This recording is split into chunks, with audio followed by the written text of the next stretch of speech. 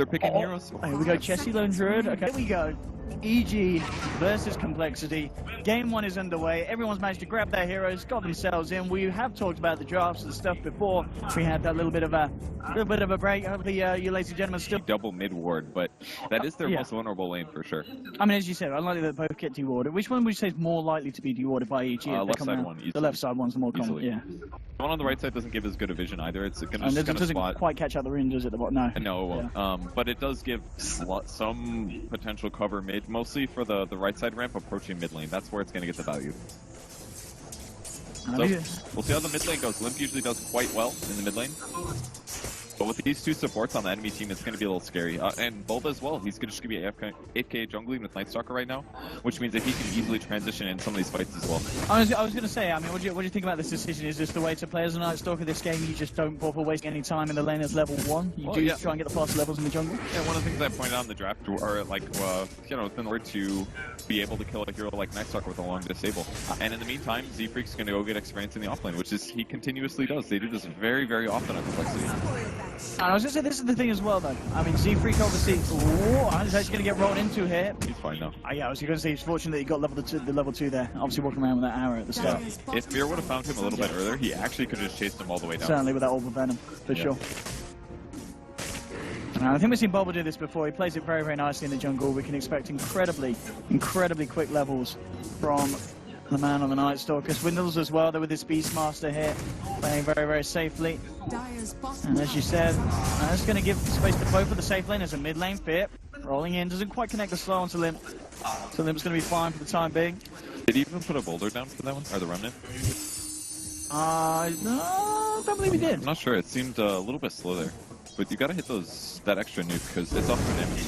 It's pretty significant. It is hard to kill Dragonite because he's got 2 points in armor already. So that's like free ring of health basically, and he's gonna take a lot of harass from Puck. So this way with Calling Blade, he should be able to neutrals where it didn't do that much before. Just has completely made the hero unreasonable for them. Look at this with this smoke from EG. Bulba moving in from the side. He's got the silence for him, closing in onto the DK. He's got a few points in the Dragon's Blood. If he gets out of this, I mean, surely not if he won't. Samel gets it first blood. The arrow comes through onto PPD from Z-Freak on the sidelines. They'll try and nuke him down. They will find the kill in return.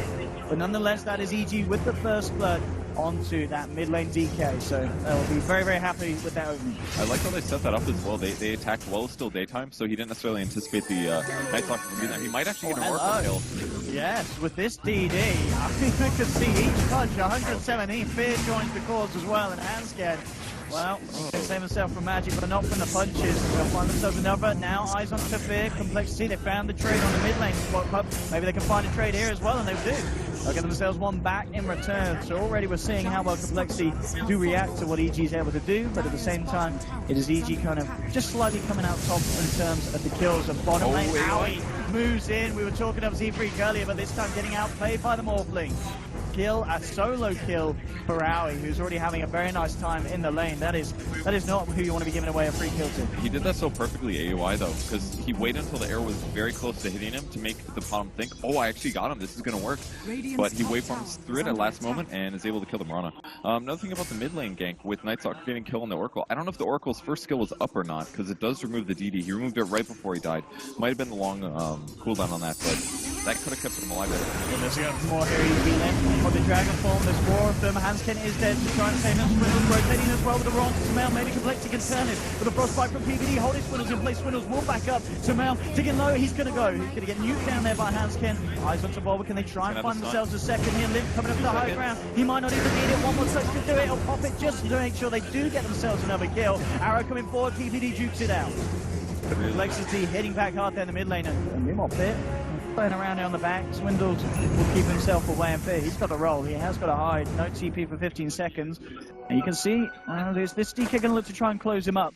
They are moving it around, but no, it's not going to go all the way up top. But Complexity hitting back hard there in that mid lane. Yeah, COL's doing quite well. EG doing well also. They're both playing around what each team is doing. EG's going to want to keep killing the Dragonite to limit his farm, and Complexity's doing their best to keep him alive. The Oracle's actually really paid off here. Just like a Fate's Edict with a heal on top of Dragonite, even if the Fate's Edict blocks a nuke or 2, it's completely keeping him alive. And he's already gone through a full infused raindrop in in the mid lane, which has lost some gold, but also has made some of these kills so hard that it's gotten Complexity return kills. So these itemization choices that they've been making have actually given them a much better shot at winning the game. Depends on the timing windows. For the point that's like 16 to 25 minutes, Lone Druid's way scarier, but for the 30 to 90-minute game, Morphling is generally way scarier. So, and it also kind of depends what they do with their early items. We know exactly what Lone Druid's going to do. He's going to get a Radiance. He's going to be able to team fight quite well.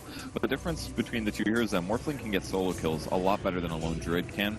The other difference being Lone Druid can push towers solo, generally a lot better than Morphling can, but Morphling's split push abilities are a bit better also, although I guess similar. So both heroes have some similarities, but they have different power curves and strengths.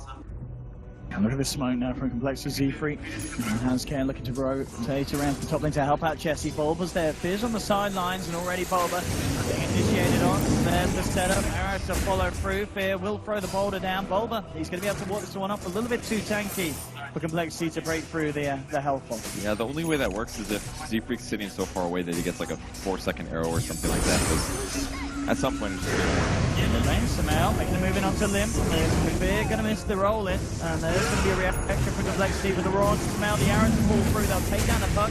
Eyes onto Bulba, Limb's been silenced again. Fear trying to control Complexity, stopping them from being able to find more. Aoi's turning up to this fight as well in mid lane. Complexity getting themselves. We may not have English Observer, could be it. Maybe this is Russian Observer. Is this Russian Observer? Oh, it is! Yeah. Oh, it is. We have got the Russian. Oh, no. No, Wepas. Oh, Wepas, Wepas, you made it big. You're actually on the big screen. The Russians are sitting.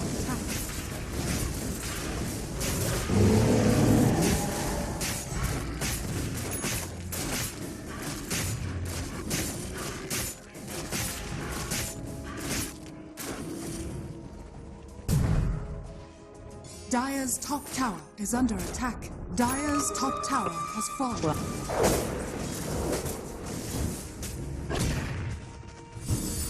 Radiant's bottom tower is under attack.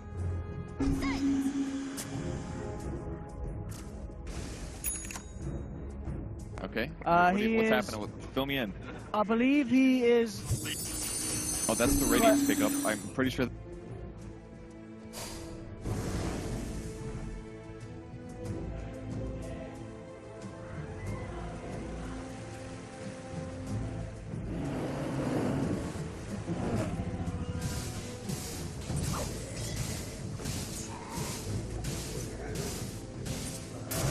Not an Earth Spirit.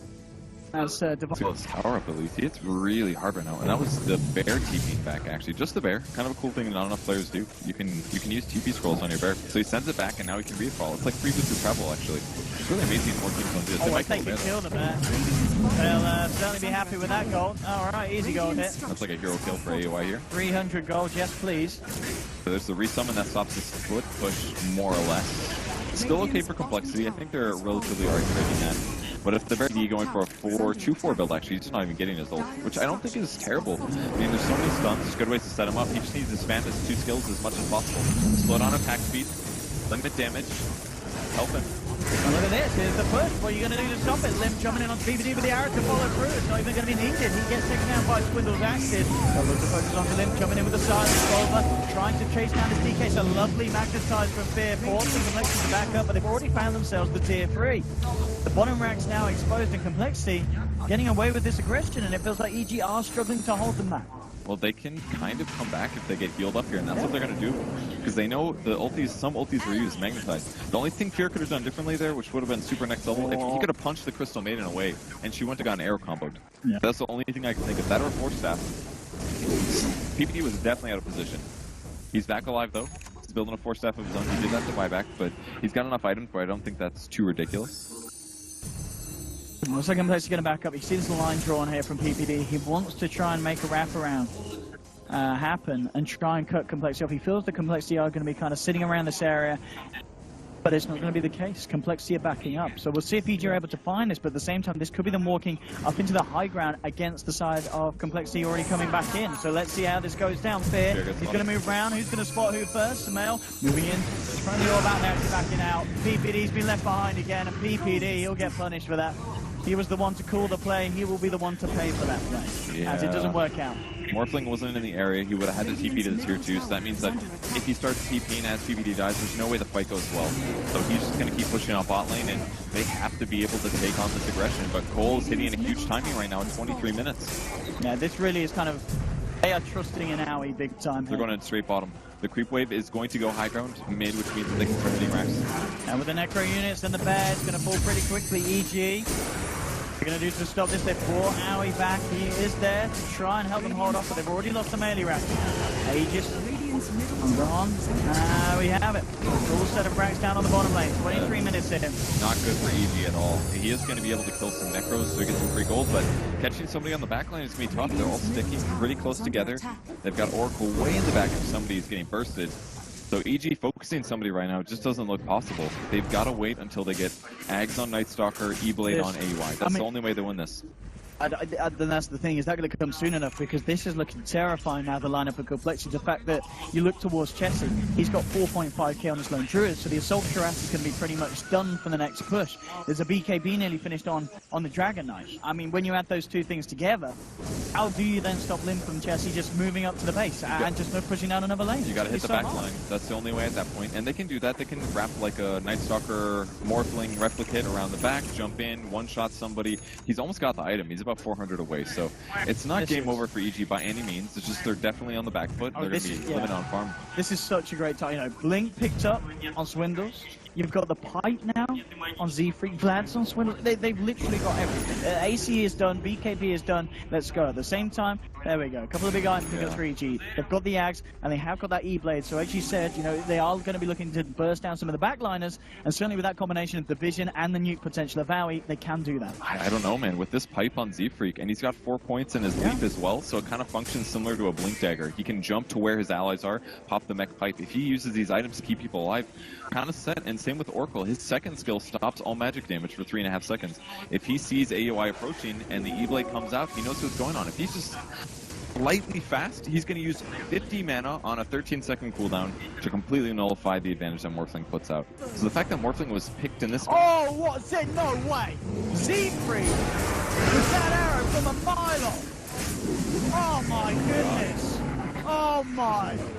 Just anticipate that? Like, that arrow was incredible. That's such a big kill. Absolutely incredible. I mean, as I said, the panel really were talking him up, and it really is. This Marana play 317. What an arrow! And off the back of that, how he's dead for 60 seconds. And as I said, EG this game, they have drafted in a way that they make space for Aoi. They trust in Aoi to win them the game, but I really feel at this point, Pudge, it's nearly over for the side of EG. As Complexity have just been playing this absolutely perfectly. Well, they pop Pipe here. I think it's a little early for that. But now it's not going to be up when they actually get it just feels like Complexity, they don't care at this point. They realize that they are very much ahead this game, and I just feel that the strategy from EG has not worked out. That arrow actually just got them a racks. It was like straight up. That one arrow racks. They burn all their cooldowns for that. I thought maybe they'll be alive in time, but this is a Dragon Knight Lone Druid with an AC. That's a 2 racks at 26 minutes. A 20k gold lead at 26 minutes. It's just going to get worse because now EG is going to spend all of their time pushing lanes, and Bulba's been building Ags, totally standard. But this draft was just not early game focused enough. They needed their supports to get a lot of kills, and they didn't really. All of the pressure came onto the Dragon Knight mid.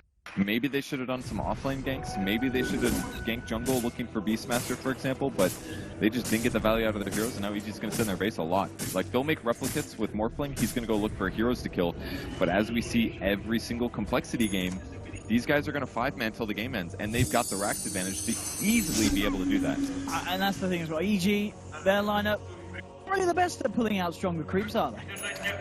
If they're not, no. It's not happening. Morphling single target. Puck has some good nukes, but it's still mana based.